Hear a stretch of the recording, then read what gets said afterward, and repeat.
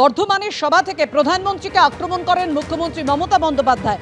তিনি বলছেন যে আমি প্রধানমন্ত্রীর চেয়ারকে সম্মান করি, কিন্তু কেন প্রধানমন্ত্রী চোর বলছেন? আমি সমস্ত হিসেব দিয়ে দিয়েছি, তা সত্ত্বেও চোর বলে আক্রমণ শানিয়েছেন। ভোটের আগে পরিযায়ী পাখিদের মতো রোজ রোজ আসছেন, চোর গদ্দারদের নিয়ে মিটিং করছেন, বাংলাকে চোর বলছেন। দুর্নীতি নিয়ে প্রধানমন্ত্রীর আক্রমণের পাল্টা জবাব দিয়ে কি বলেছেন মুখ্যমন্ত্রী মমতা বন্দ্যোপাধ্যায় দেখুন।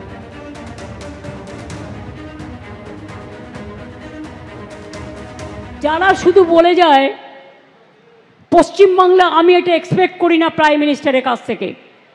আমি তার চেয়ারকে সম্মান করি, কিন্তু আমি যেমন তার চেয়ারকে সম্মান করি, তারও উচিত আমাদের চেয়ারগুলোকে সম্মান করা।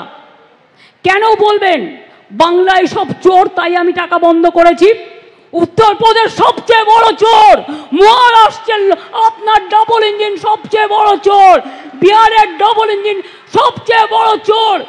আগে চোরদের দিকে তাকিয়ে দেখুন, বাংলাকে অসম্মান করার জন্য কটা টিম পাঠিয়েছিলেন চিফ সেক্রেটারি? 186টা টিম পাঠিয়েছিল। Can you imagine? কিছু প্রবলেম হয়েছিল, আমাদের কাছে প্রশ্ন করা হয়েছিল, সব প্রশ্নের উত্তর দেওয়া হয়েছে। সব প্রশ্নের উত্তর দেওয়ার পরে যদি কোনো স্টুডেন্টকে আপনারা 0 নাম্বার দেন, সেই স্টুডেন্ট কি মেনে নিতে পারবে?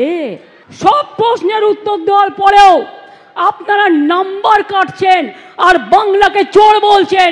চোরের গদ্দারদের নিয়ে আপনারা মিটিং করছেন আর আপনারা বাংলাকে চোর বলছেন। লজ্জা করে না? লজ্জা, ঘৃণা, ভয় 3 থাকতে নয়, একটা কান না কাটা থাকলে আর একটা কান কাটার ভয় থাকে। এদের দুটো কানই কাটা, তাই কান কাটার কোনো ভয় নেই। এই যে আপনি বারবার আসছেন ইলেকশনের আগে, ঠিক পরিযায়ী পাখির মতো। ইলেকশন আসলেই আপনারা রোজ আসেন। আমি চাই 365 দিনই আসুন। বিমান ফ্রি, হেলিকপ্টার ফ্রি, রাস্তা ফ্রি, খাবার ফ্রি, সবই তো পান ফ্রিতে। আমি কিন্তু সরকার থেকে 1 পয়সাও মাইনে নিই না, জেনে রাখো ভাই বোনেরা। বাংলা মায়ের সম্মানে আঘাত করলে আমার গায়ে আঘাত লাগে। আমাকে আপনারা যা ইচ্ছে গালি দিন, আমার বিরুদ্ধে অপপ্রচার করুন, কুৎসা করুন, চক্রান্ত করুন, আমি লড়ে নেব। আমার বুকের পাটা আছে, জেনে রাখুন। প্রধানমন্ত্রীর যে মন্তব্যের পরিপ্রেক্ষিতে মুখ্যমন্ত্রী মমতা বন্দ্যোপাধ্যায় আক্রমণ শানিয়েছিলেন, 22 তারিখ দমদমের সভা থেকে ঠিক কি বলেছিলেন প্রধানমন্ত্রী দেখুন।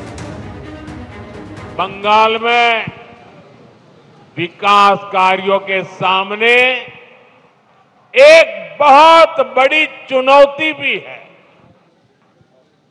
चुनौती ये, जो पैसा भारत सरकार दिल्ली से भेजती है, वो पैसा आप लोगों पर खर्च नहीं होता।